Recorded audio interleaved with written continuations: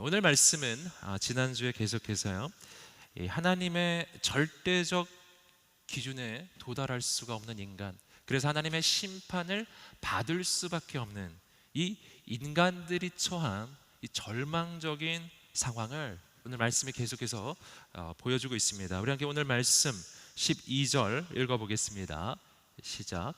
율법 없이 죄짓는 사람은 모두 율법 없이 멸망하고 율법 안에서 죄짓는 사람은 모두 율법대로 심판을 받을 것입니다.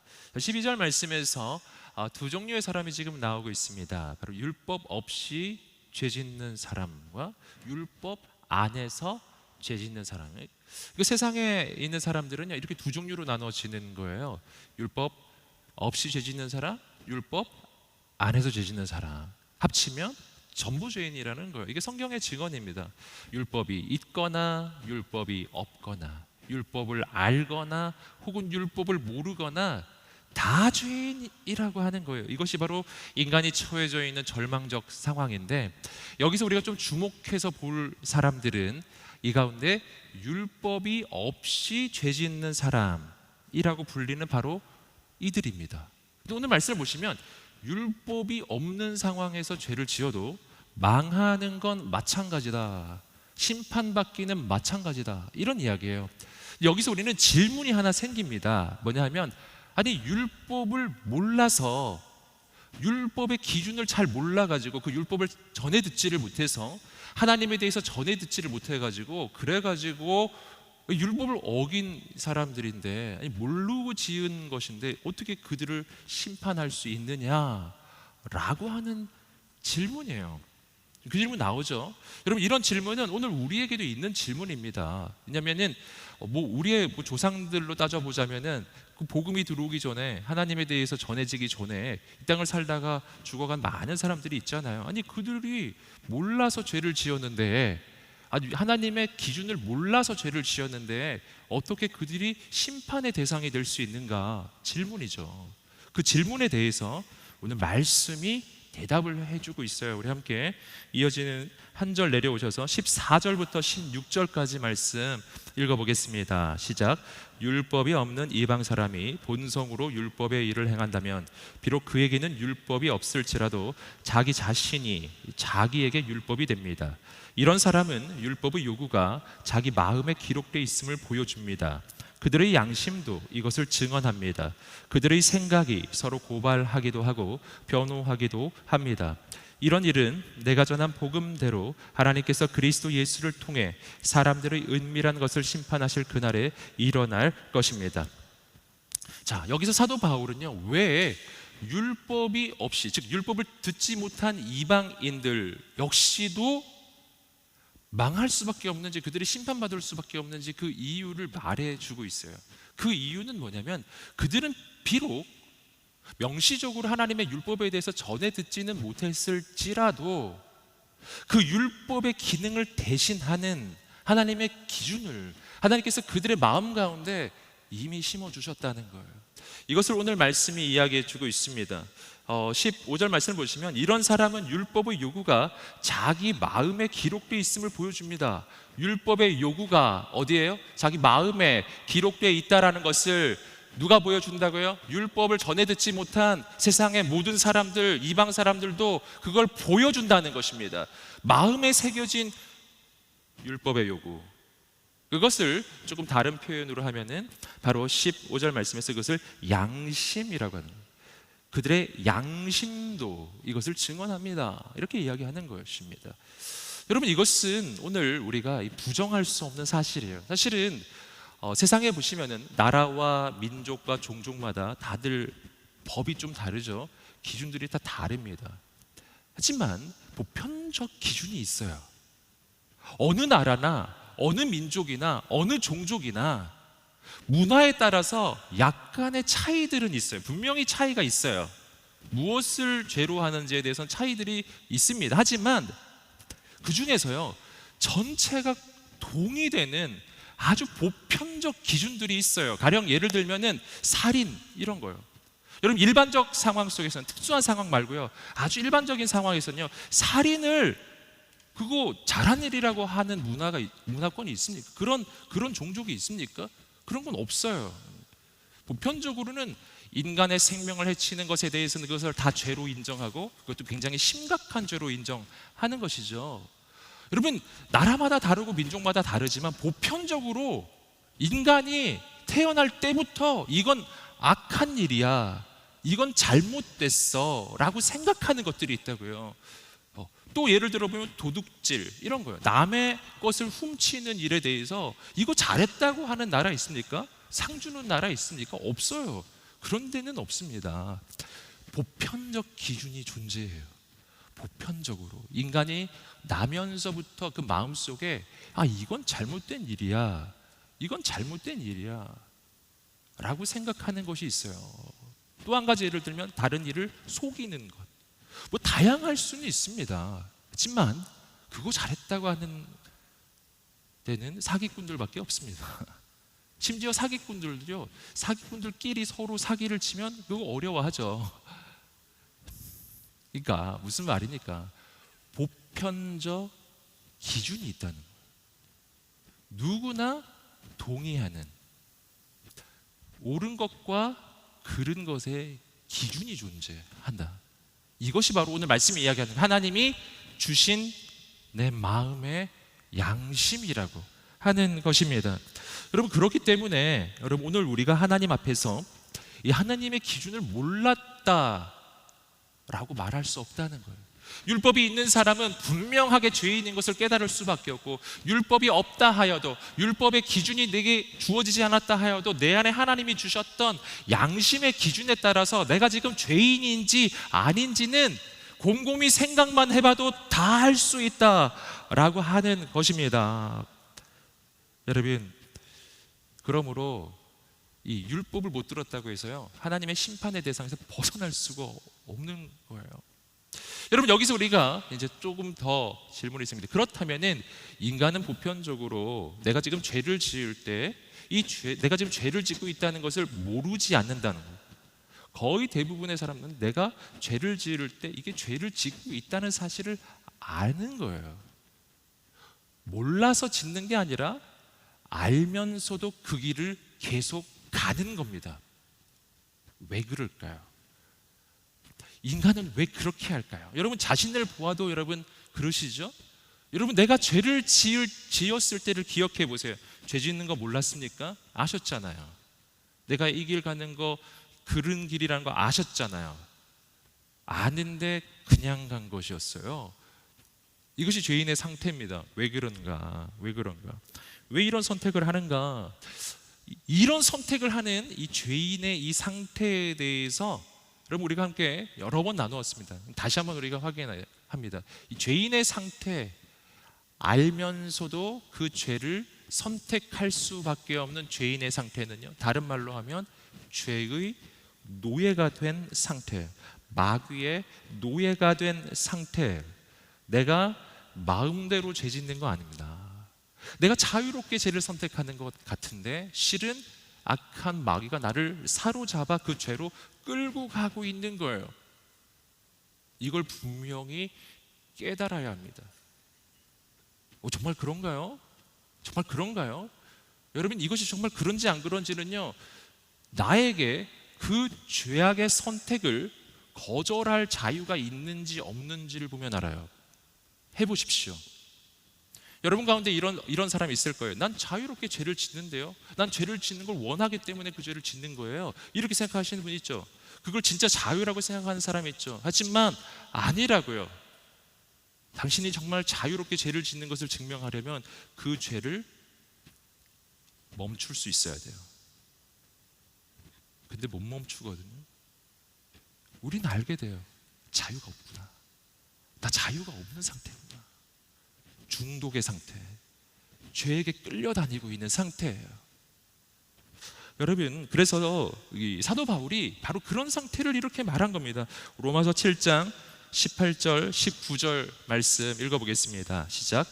나는 내 안, 곧 내 육신 속에 선한 것이 거하지 않는 줄을 압니다. 원함은 내게 있으나 선을 행하는 것은 없습니다. 내가 원하는 선은 행하지 않고 오히려 원하지 않는 악을 행합니다. 원함은 내게 있으나 행함은 내게 없습니다. 어느 길이 옳은 길인지 나는 알고 있습니다. 하지만 그 길을 갈 수 있는 능력이 내 안에 없습니다. 난 알지만 그 길을 갈 수가 없어요. 나는 원하지 않지만 악한 길을 그냥 가는 상태, 죄의 노예가 된 상태, 마귀의 노예가 된 상태, 벗어날 길이 없는 거예요. 어떻게 벗어나죠? 여러분, 나보다 강한 주인이 나를 사로잡고 있을 때 내가 어떻게 벗어나요?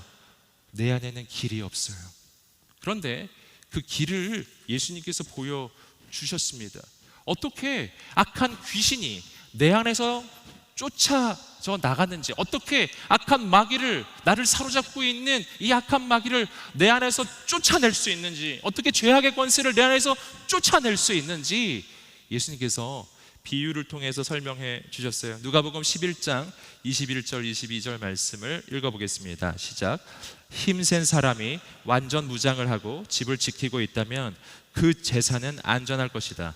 그러나 힘이 더 센 사람이 공격해 그를 이기면 그가 의지하는 무장을 모두 해제시키고 자기가 노력한 것을 나눠줄 것이다.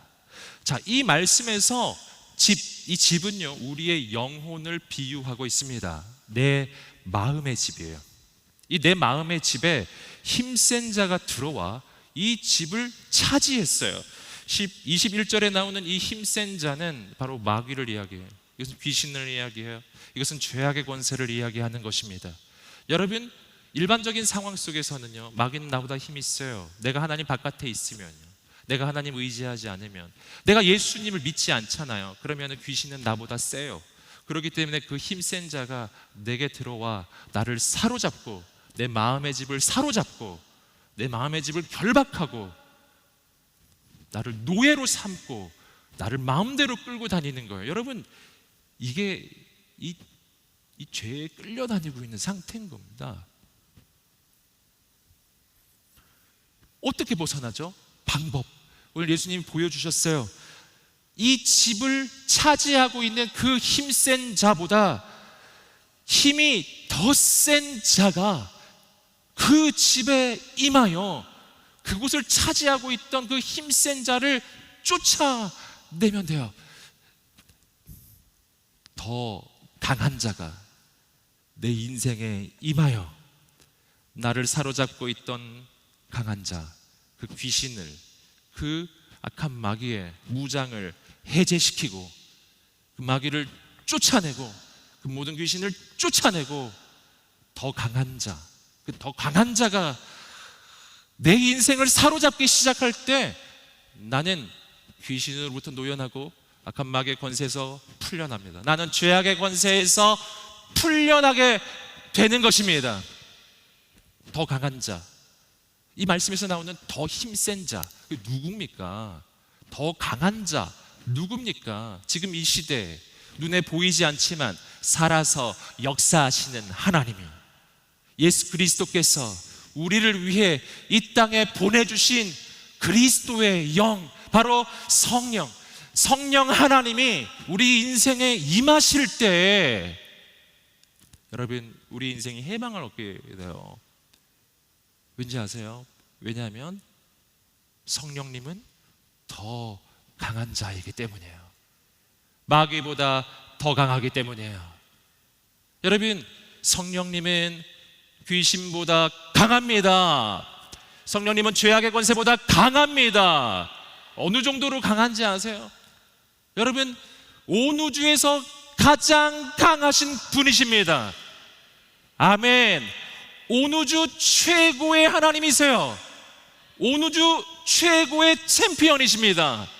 온 우주의 왕이십니다. 여러분, 그분이 내 인생에 임하셔서 내 영혼의 집을 점령하셔야 된다는 거예요. 그분이 내 인생에 오셔야 돼요. 그래서 나를 사로잡아 버려요. 나를 정복해 주셔야 돼요. 그분이 내 인생의 집에 왕이 되시는 순간 여러분, 천군 천사가 내 인생을 호위하기 시작할 거예요. 그분 온 우주의 왕이시기 때문이에요. 여러분, 거룩하신 하나님, 온 우주의 왕이신 하나님 앞에 누가 서겠습니까? 이것이 바로 오늘 우리의 인생이 악한 영들, 이 세상의 이 혼잡한 이 세상의 영들을 이기고 승리할 수 있는 가장 중요한 하나님의 방법이 되는 거예요. 여러분, 우리가 정말 오랫동안 이 죄악의 습관에서 벗어나고 싶어서 애를 썼지 않습니까? 여러분, 우리가 교회를 다니고 예배를 드리고 적어도 신앙생활을 한다라고 하면 우린 내가 뭘 잘못하고 있는지는 알아요. 아는데 못 벗어나는 게 문제인 것이죠. 여러분, 오늘 어떻게 벗어나는지 말씀을 통해서 우리는 다시 한번 확인합니다. 어느 주에서 가장 강하신 분을 여러분 당신의 인생에 초대하십시오. 그분이 왕이 되시도록 그분에게 내 인생의 왕자를 내어 드려야 됩니다. 아멘. 성령님을 초대하는 이 시간이 되기를 주님의 이름으로 축복합니다. 우리 인생에 놀라운 일이 시작될 것입니다. 놀라운 역사가 시작될 것입니다. 여러분, 어떻게 해야 되는지 아세요? 하나님께 항복을 외쳐야 합니다. 아멘. 항복할 때 어떻게 하죠? 항복할 때 두 손 드는 것이죠. 이렇게 두 손 들고 항복하는 항복. 하나님 앞에 두 손 드시기를 바랍니다. 이게 중요한 사실이에요. 여러분, 우리가 찬양할 때요 두 손 들고 찬양하지 않습니까? 두 손 들고 찬양 하시잖아요. 할렐루야. 그때 왜 두 손 드느냐? 왜 두 손 드는 것에 아주 중요한 한 가지 의미가 있습니다. 항복이에요. 하나님, 항복입니다. 하나님께 항복하십시오. 그러면 마귀에게 항복하지 않게 될 거예요. 여러분, 우리 인생은 길이 없어요. 하나님께 항복하지 않잖아요. 그러면 세상의 모든 것에 항복하게 돼요. 하지만 오늘 우리가 하나님께 항복하면, 하나님 한 분에게 항복하면 우리는 세상을 이기게 될 것입니다. 나의 주인이신, 나의 왕이신 하나님이 온 우주 최고의 왕이시기 때문이에요. 그래서 고린도전서 3장 17절 말씀 우리 함께 읽어보겠습니다. 시작. 제가 읽어드리겠습니다. 고린도 후서인데 저의 잘못이네요. 자막을 빼주시고요. 제가 선포해 드릴게요. 고린도 후서입니다. 고린도 후서 3장 17절. 주는 영이시니 주의 영이 계신 곳에는 자유가 있느니라. 아멘. 함께 외쳐볼까요? 주는 영이시니 주의 영이 계신 곳에는 자유가 있느니라. 아멘. 할렐루야. 살아계신 하나님은 영이십니다. 어떤 영이에요? 온 우주에서 가장 강한 영이에요. 그 영이 우리 인생에 임하면 뭐가 온다고요? 자유가 와요. 모든 속박에서, 모든 굴레에서 우리 인생은 풀려나기 시작해요. 자유가 와요. 어떤 자유가 올까요? 어떤 자유요? 내가 지금껏 저질러왔던 그 모든 죄를 멈출 자유요. 그 죄악의 습관을 멈출 수 있는 자유요. 원하지 않으세요? 원하시나요? 원하시나요? 여러분, 청년의 때 내가 멈추고 싶은데 멈추지 못하는 죄악들이 있지 않아요? 여러분, 오늘 내 힘으로 못합니다. 주의 영이 내 안에 오셔서 주의 영이 나를 사로잡기 시작할 때 멈출 자유가 생겨나요. 또 한 가지는 하나님의 뜻을 선택할 자유예요. 하나님의 말씀에 순종할 자유. 이거 자유라는 걸 아셔야 돼요. 이건 속박이 아니라고요. 하나님이 원하시는 그 길을 갈 수 있는 자유. 할렐루야. 어떤 자유? 기뻐할 자유. 할렐루야. 기쁨도 자유가 있어야 생기는 거예요. 여러분, 감사할 자유요. 너무 감사하고 싶은데 감사가 잘 안 되시지 않나요?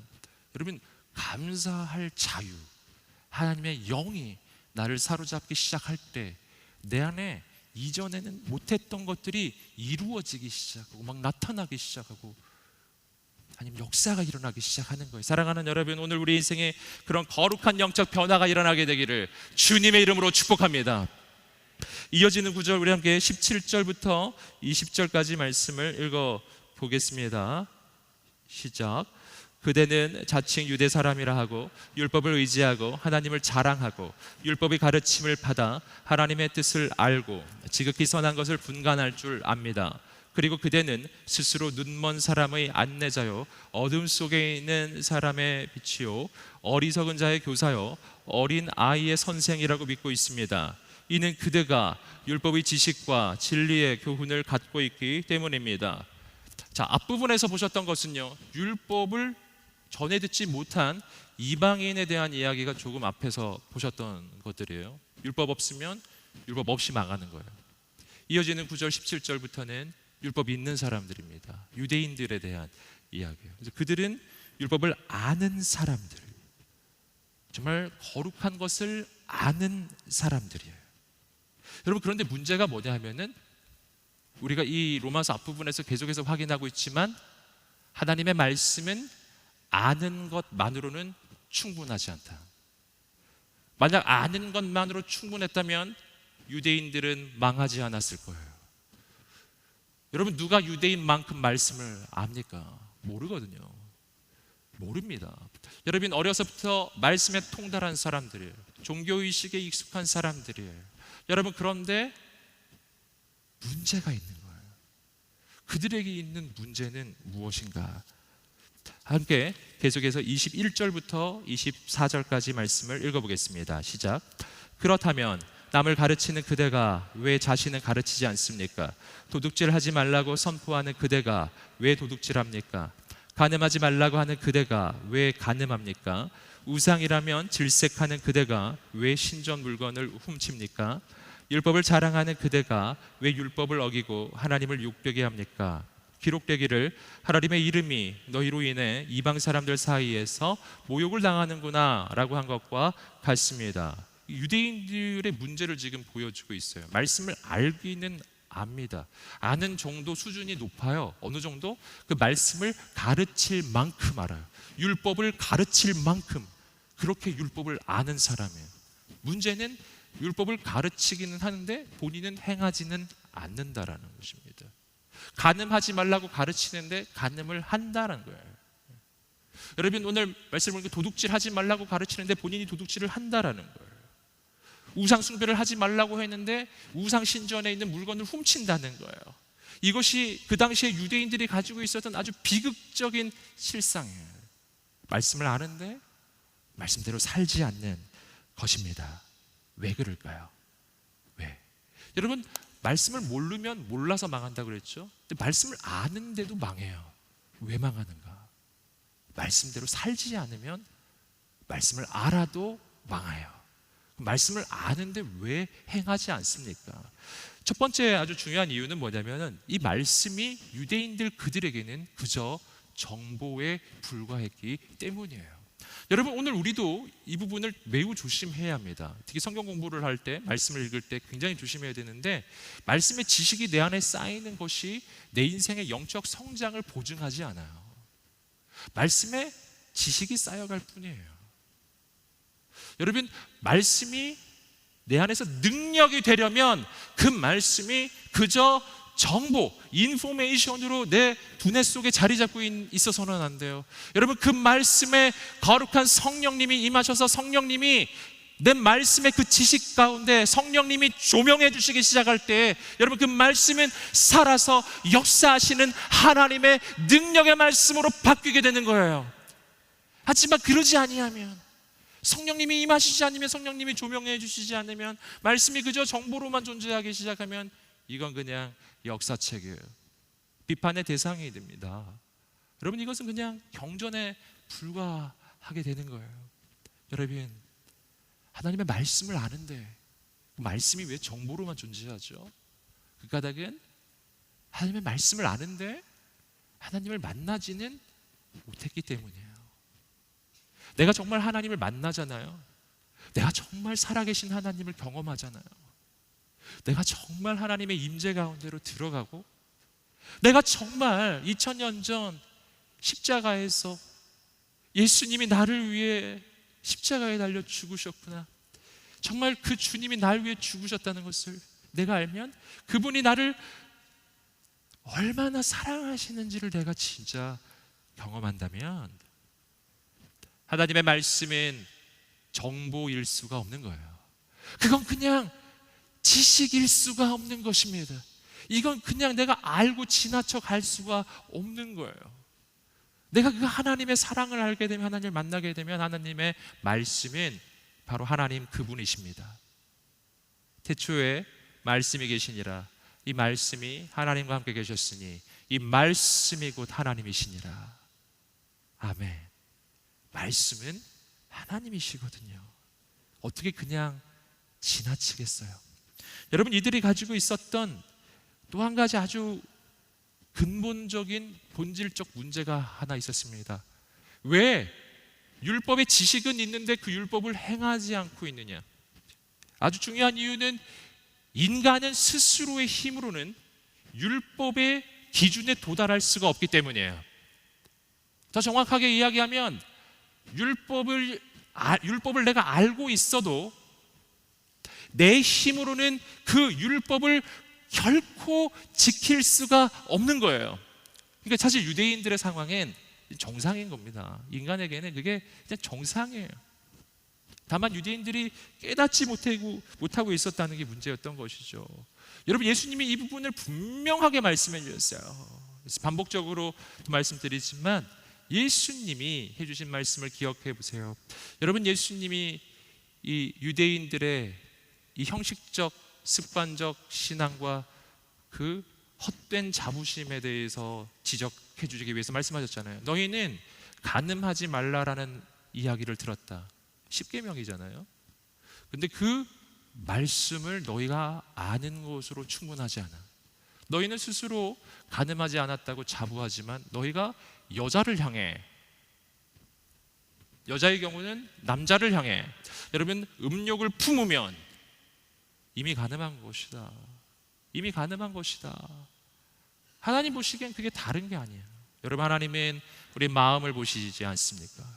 여러분, 요한일서 3장 15절 말씀은 형제를 향하여 미워하는 마음을 품으면 이미 살인한 것이라고 이야기했어요. 역시 하나님의 기준은 살인하지 말라. 여러분, 역시 10계명이죠. 제6계명 살인하지 말라. 제7계명 간음하지 말라. 여러분, 그냥 행위를 하지 않는다고 충분한 게 아님을 예수님이 분명하게 말씀해 주셨어요. 여러분, 하나님의 기준은 절대 기준이거든요. 그렇기 때문에 인간이 스스로는 그 기준을 결코 충족시킬 수가 없는 거예요. 이것이 이 문제입니다. 문제. 이것이 바로 유대인들이 가지고 있었던 아주 중요한 본질적 문제예요. 이들이 왜 간음하지 말라라고 가르치면서 그들이 간음하고 있다고 하나님 말씀하십니까? 이런 이유예요. 간음하지 말라 가르치는데 마음은 음욕으로 충만해요. 간음한 거예요. 여러분, 본질은 내 힘으로 하려고 하는데 이 문제가 있었다는 것입니다. 바로 이것이 유대인들이 가지고 있었던 자기의 의, 자기 노력에 근거한 신앙. 그렇기 때문에 이 신앙은 형식적이 될 수밖에 없어요. 이 안에는 하나님과의 만남이 없기 때문이에요. 그냥 규정이 있고 내 힘으로 그 규정을 지키고자 하는 노력이 있을 뿐이에요. 하지만 이것은 절대 실패합니다. 이들이 가지고 있는 이 형식적 신앙을 가리키는 또 한 가지 중요한 이 상징이 하나 있는데 그게 할례입니다. 그 할례에 대한 이야기가 이어져 나옵니다. 함께 25절부터 27절 읽어보겠습니다. 시작. 그대가 율법을 행하면 할례는 가치가 있습니다. 그러나 그대가 율법을 어기면 그대의 할례는 무할례와 같습니다. 할례 받지 않은 사람이 율법의 요구를 지킨다면 그의 무할례가 할례로 여겨지지 않겠습니까? 본래 할례 받지 않은 사람이 율법을 지키면 율법의 조문과 할례를 소유하고도 율법을 어기는 그대를 심판하지 않겠습니까? 여러분, 할례는 몸에 새기는 상징이에요. 어떤 상징이냐면은 이스라엘 민족이 내가 하나님의 선택받은 백성이라고 하는 것을, 그것을 자신의 몸에 새김으로써 표현하는 거예요.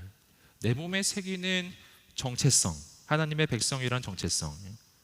여러분, 그러나 오늘 말씀은 이걸 이야기하는 거예요. 너희가 몸에 할례 의식을 행하고 자신이 하나님의 백성이라는 그 정체성을 몸에 새긴다고 하여서 그것이 정말 너의 영혼을, 너의 구원을 보증해 주는 것이 아니다, 이걸 이야기하는, 몸에 새기는 할례로는 충분하지 않다, 지금 그것을 이야기하는 거예요.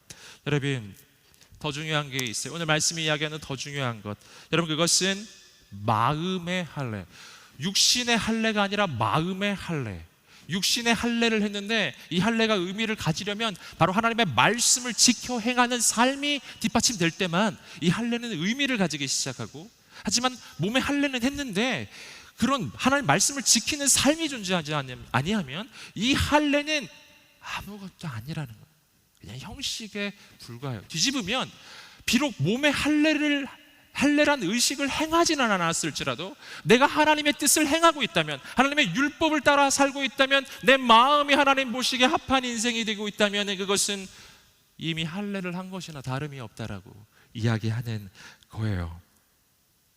그러니 중요한 것은 내 마음이라는 것이죠. 내가 하나님 말씀을 따라 사느냐가 너무 중요해요. 그리고 이어지는 말씀에서 그렇다면 어떻게 그런 삶이 가능한가에 대한 문제예요. 어떻게 그럴 수 있죠? 유대인들이 실패했는데, 그 말씀을 그렇게 잘하는 유대인들이 다 실패했는데 어떻게 오늘 우리가 그 삶을 살아갈 수 있을까요? 거기에 대한 해답이 마지막 말씀 28절 29절에 나옵니다. 읽어보겠습니다. 시작. 겉으로 유대 사람이라고 해서 참 유대 사람이 아니고 몸에 받은 할례가 참 할례가 아닙니다. 오히려 속 사람이 유대 사람이라야 참 유대 사람이며 문자화된 율법에 의해서가 아니라 성령으로 마음에 받은 할례가 참 할례입니다. 그 칭찬은 사람에게서가 아니라 하나님에게서 옵니다. 자, 어떻게 하나님의 말씀을 지키는 삶이라고 하는 것이 가능한가? 그 가능성에 대해서 오늘 말씀이 한 부분이 이야기해 주고 있어요. 바로 성령으로 마음에 받은 할례가 참 할례입니다. 여기서 단 한 번도 나오지 않은 한 가지 표현이 나왔어요. 뭐냐면 성령으로 받은 할례. 그것은 바로 마음의 할례. 마음의 할례는 내가 하는 게 아니에요. 성령님이 하시는 것입니다. 그렇기 때문에 자, 오늘 우리의 인생 가운데 이러한 말씀을 지켜 행하는 삶의 변화가 일어나기 위해서 바로 그렇게 될 수 있도록 하나님께서 부어주신 능력이 있어요. 이것이 바로 성령의 능력입니다. 자, 여기서 이제 한 가지 더 가보겠습니다. 그렇다면은 정말 이 마음에 받는 할례가 어떻게 이루어지는 것인지에 대해서 우리가 한 가지의 개념을 보면 우리가 이것을 알 수가 있는데요. 이것은 오늘 말씀 29절을 보시면 성령으로 마음에 받은 할례 바로 앞부분에 성령으로 받는 할례와 아주 대비되는 개념 하나가 나옵니다. 그게 뭐냐면 이거예요. 문자화된 율법이요. 문자화된 율법이란 표현 29절 보시면은 문자화된 율법. 자, 말씀은 이렇게 이야기하고 있어요. 문자화된 율법에 의해서가 아니라, 이게 아니라는 거예요. 아니라 성령으로 마음에 받은 할례가 참 할례입니다. 즉 문자화된 율법이 아니다라는 것입니다. 자, 그렇다면은 문자화된 율법이라는 게 뭘까요? 문자화된 율법. 자, 문자화된 율법을 가장 상징적으로 보여주는 것이 뭐냐면은 모세가 시내산에서 받았던 십계명의 두 돌판입니다. 그 두 돌판에 하나님께서 친히 그 손으로 십계명을 새겨주셨고 그 십계명이 바로 율법의 바로 중심이잖아요.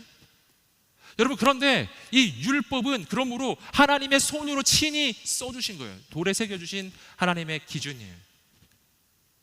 그렇기 때문에 율법은 그 자체로 완전합니다. 율법은 그 자체로 허점이 없어요. 율법은 1.1획도 떨어지지 않을 거예요. 그러나 문제가 뭐냐면은 이 율법의 기준은 완벽하나 나는 그 기준에 도달할 수가 없는 거예요. 즉 문제가 어디에 있나? 내게 있는 거예요. 문제가 나에게 있어요. 율법은 완전하나 내가 불완전한 거예요. 자, 그렇기 때문에 여기서 아주 중요한 딜레마가 나와요. 문자화된 율법은 내 바깥에 돌판에 새겨진 하나님의 율법의 기준입니다. 그런데 이것은 내 바깥에 있는 기준이에요. 내 바깥에 있는 기준이기 때문에 이 기준은 내가 내 힘으로 지키려고 도달을 해야 하는 겁니다. 마치 뭐 하고 있다면은 저기에 높은 산이 하나 있는 거예요. 저 산을 어떻게 올라가죠? 내 발로 올라가야 되죠. 내 발로 올라가야 되잖아요. 바로 그런 겁니다. 문자화된 율법은 완벽한데 그 기준은 너무나 높아요. 그래서 내 힘으로 가려고 하면 절대 못 가기 때문에, 그렇기 때문에 이 문자화된 율법은 그 자체로 완벽함에도 불구하고 나로 하여금 절망시키고 나로 하여금 망하게 하는 것이 되는 거예요.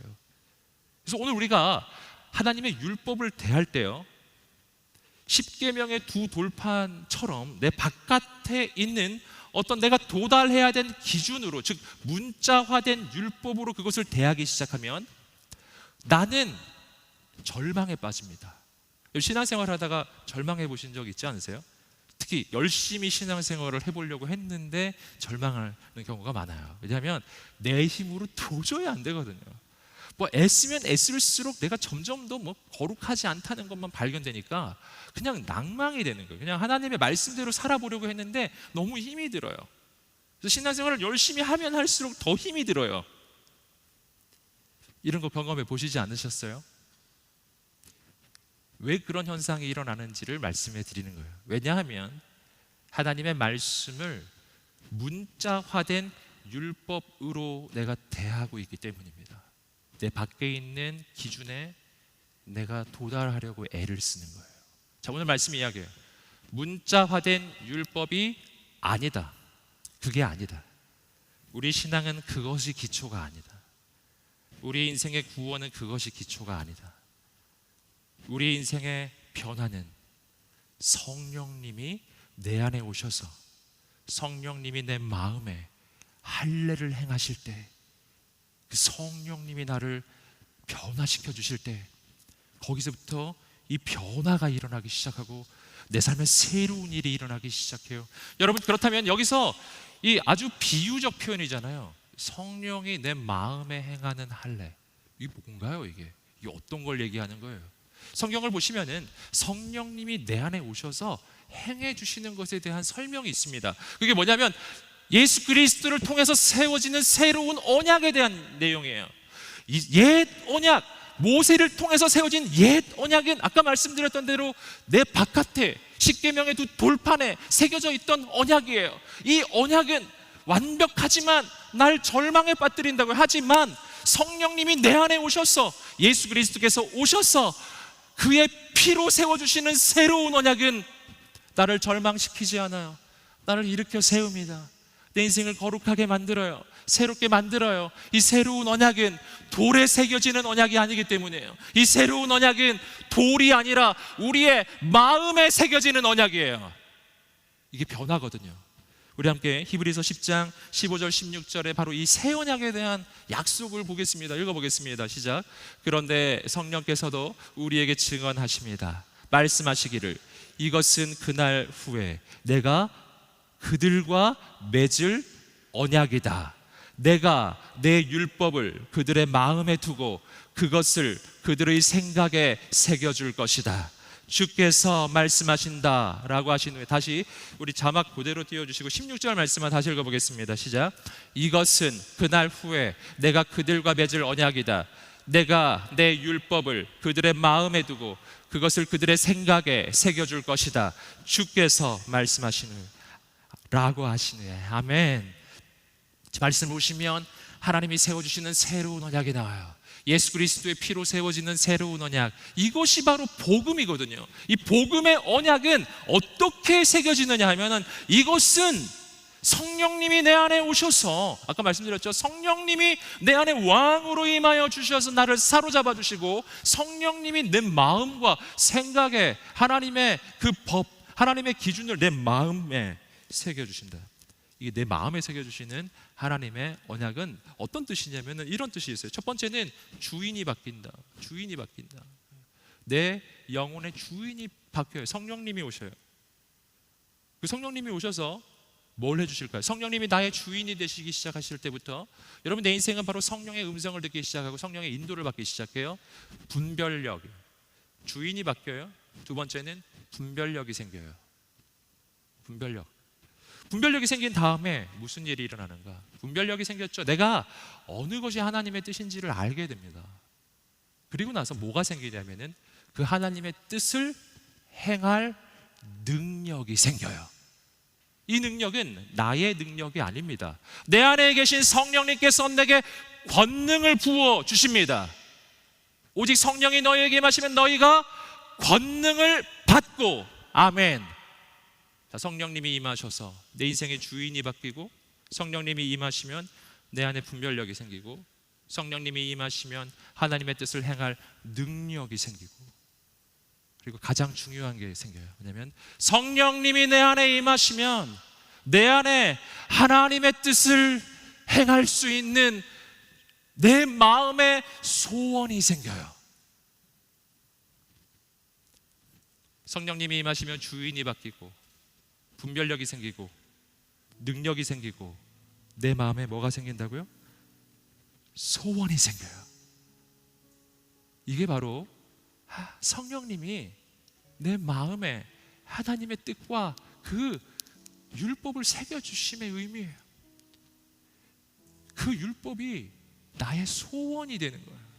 내가 정말 간절히 원하는 게 돼요.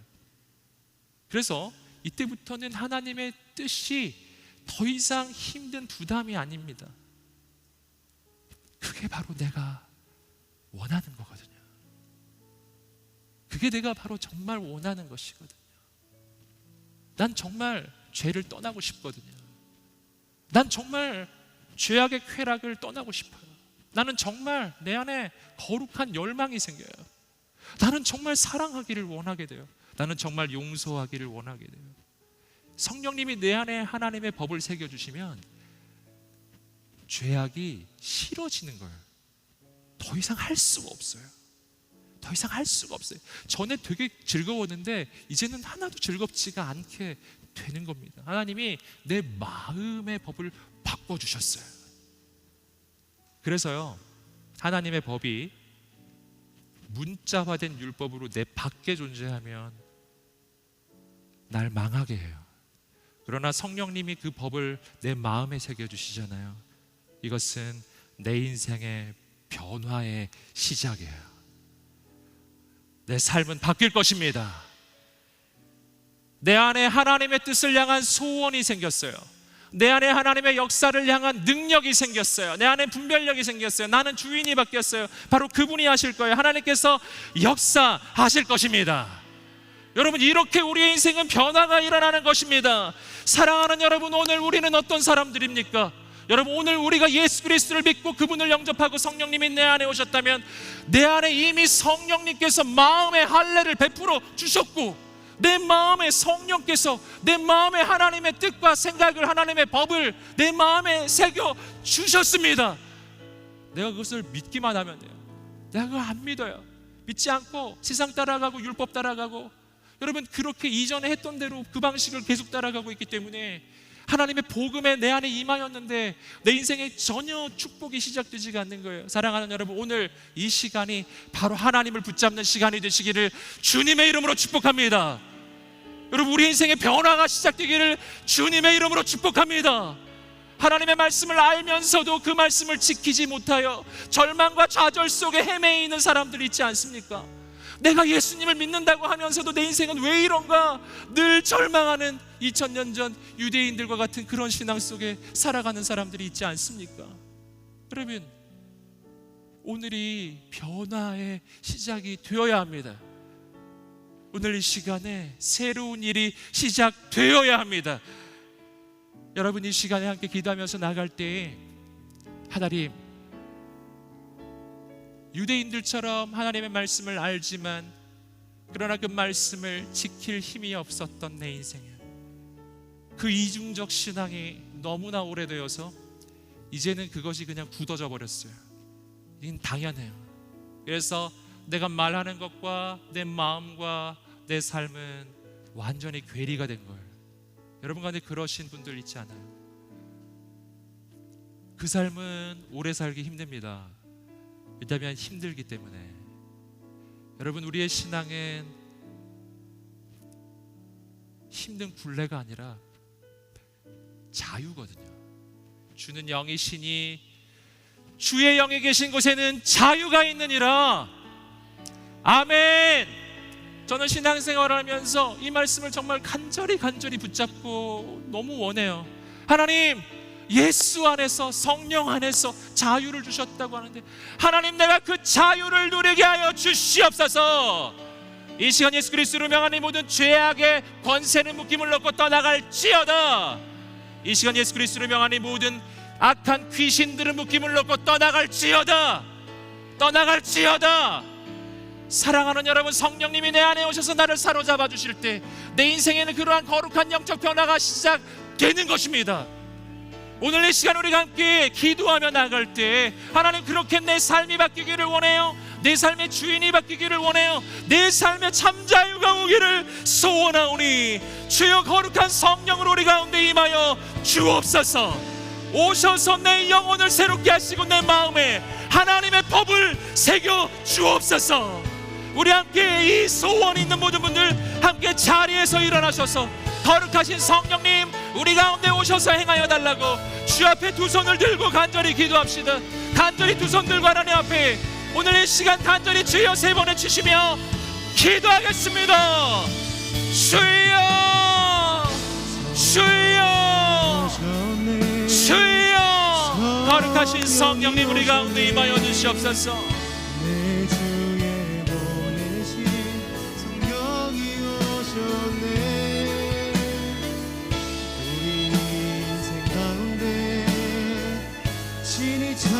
거룩하신 성령님, 능력의 성령님, 내 영혼을 회복시키시고 내 삶을 변화시키는 거룩하신 성령님, 우리 가운데 오시옵소서. 오늘 우리 가운데 역사해 주시옵소서.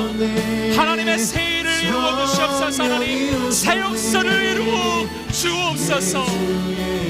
하나님의 바람이 불게 하소서. 하나님의 역사가 나타나게 하소서. 하나님의 새 일을 이루어 주옵소서. 하나님의 새 역사를 이루어 주옵소서. 아버지, 임하여 주옵소서. 역사하여 주옵소서. 하나님의 새 일을 이루어 주옵소서. 하나님의 새 역사를 이루어 주옵소서. 하나님, 오 주님,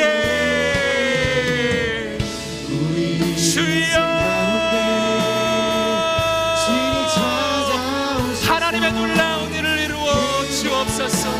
하나님의 놀라운 역사를 이루어 주옵소서. 하나님의 새 일을 이루어 주옵소서.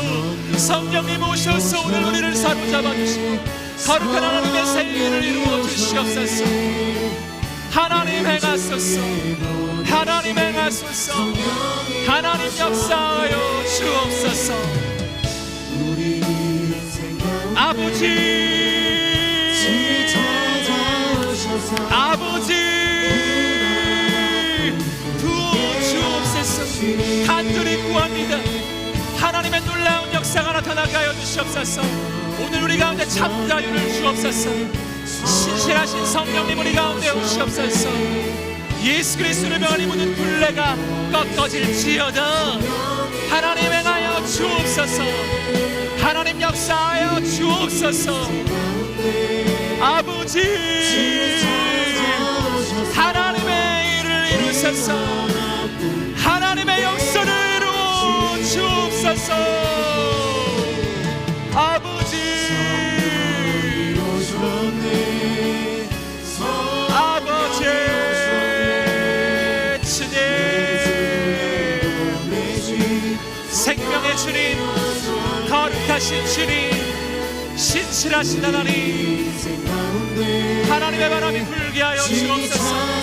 하나님의 역사가 나타나게 하여 주옵소서. 주여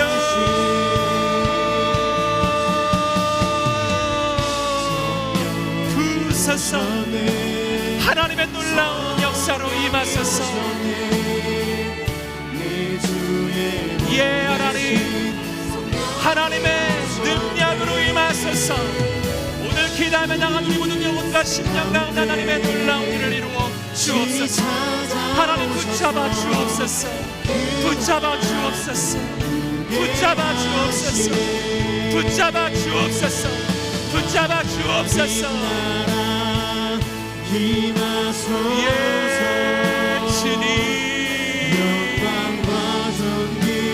성령님을 구하며 나가는 영혼들마다, 오늘 하나님께 나가는 모든 심령들마다 하나님 만나 주옵소서.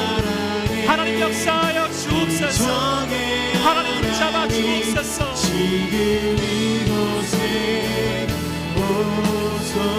예 주님,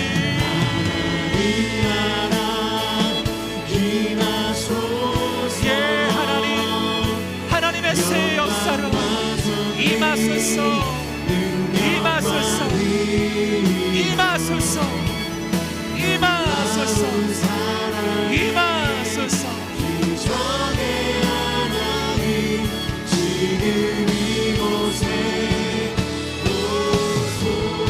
이 시간 예수 그리스도를 명하는 모든 어둠의 권세들을 묶임을 놓고 떠나갈지어다. 주께 기도하며 나가는 모든 영혼들 가운데 하나님 주의 놀라운 은혜를 부어주시옵소서. 이 시간 예수 그리스도를 명하는 모든 음란의 영이 떠나갈지어다. 그 묶임을 놓고 떠나갈지어다. 떠나갈지어다. 이 시간 예수 그리스도를 명하는 모든 미움과 시기와 질투와 다툼의 영이 떠나갈지어다. 분열의 영이 떠나갈지어다. 이 시간 예수 그리스도를 명하는 모든 비교의식과 열등감이 떠나갈지어다. 자유케 될지어다. 자유케 될지어다. 자유케 될지어다. 이 시간 예수 그리스도를 명하는 모든 분노의 영, 원한의 영 떠나갈지어다. 내 마음을 묶고 있는 이 악한 영 예수 그리스도로 명하니 떠나갈지어다. 강하신 성령님 내 안에 임하여 주옵소서. 거룩하신 하나님, 영광의 왕 앞에 누가 서겠습니까? 하나님만이 내 인생의 주인이 되십니다. 하나님만이 나의 왕이 되심을 선포합니다. 내 안에 오셔서 내 인생을 새롭게 하여 주옵소서. 사랑하는 여러분, 오늘 하나님의 영이 우리 가운데 임하실 때 우리 가운데 생명이 불어넣어집니다. 회복될지어다. 살아날지어다. 살아날지어다. 살아날지어다. 절망과 낭만 가운데 있었던 모든 영혼들 가운데 새 소망을 부어 주옵소서. 하나님의 꿈이 시작될지어다. 성령님이 오시면 내 안에 하나님을 향한 소원이 생깁니다. 하나님의 꿈이 생긴다고요. 이것이 바로 마귀가 역사할 때와 하나님이 역사하실 때의 차이예요. 악한 마귀가 역사하면 내 안에 꿈이 사라져요. 낭망이 찾아온다고요. 그러니 여러분 안에 꿈이 사라지고 절망이 찾아올 때 그거 그냥 두지 마세요. 그거 삶이 힘들어서 일어나는 현상이 아니에요. 영적 전쟁이라고요. 하나님의 사람이 어떤 상황에서도 꿈을 잃어버리지 않습니다. 하나님의 사람인 어떤 상황 가운데서도 낭망치 않습니다. 왜냐하면 우리 주님은 나의 원수의 목전에서 내게 상을 베풀어 주시는 분이시기 때문이에요. 하나님은 역전의 하나님이세요. 어떤 상황도 바꿔주실 수 있으신 분이 나의 하나님이십니다. 말세에 내가 내 영을 나의 종들에게 부어주리니 너희 젊은이는 환상을 볼 것이요 너희 늙은이는 꿈을 꿀 것이다.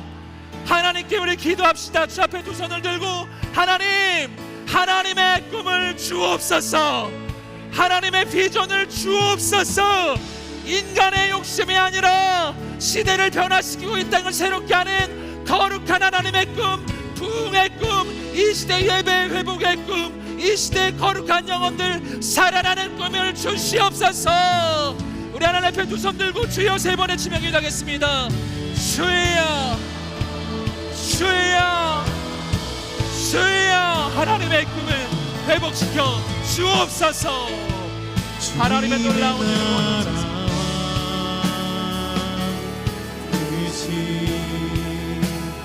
나의 삶 속에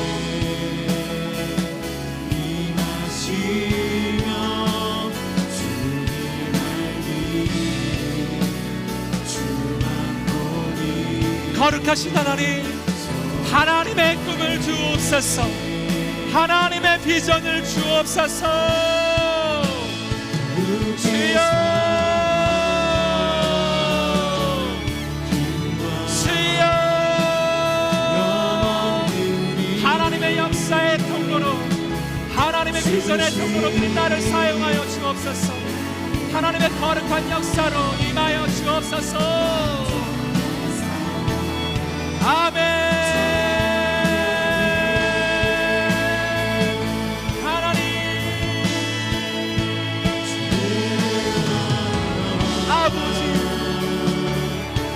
신실하신 하나님, 주님 앞으로 영광을 받아 주옵소서. 주님만 행하여 주옵소서.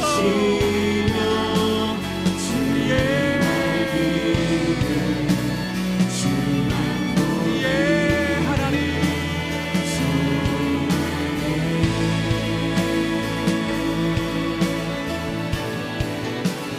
두기 살아가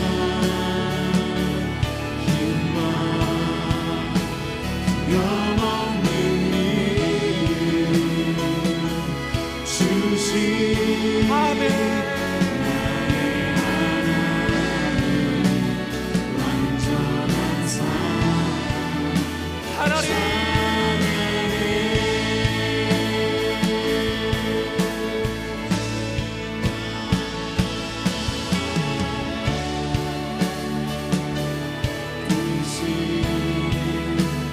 나의 삶 속에 임하시며 주님 알기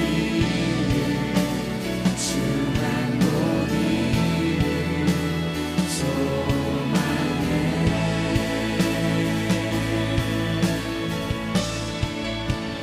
부디 살아가 힘과 영원히 주신 나의 하나님 완전한 사랑 거룩하신 하나님, 주님만 모든 영광과 존귀와 찬양을 받아 주옵소서. 하나님께서 행하실 모든 놀라운 역사를 기대하고 소망합니다. 행하여 주옵소서. 성령을 부어주시옵소서. 오늘 기담에 나가는 모든 심령들마다 하나님의 새 일을 이루어 주옵소서. 이 땅의 새로운 역사를 시작하시고 행하실 하나님을 찬양하며 감사하며 예수님의 이름으로 기도드립니다. 아멘. 살아계신 하나님께 감사의 박수 올려드리겠습니다. 주님을 찬양합니다. 아멘.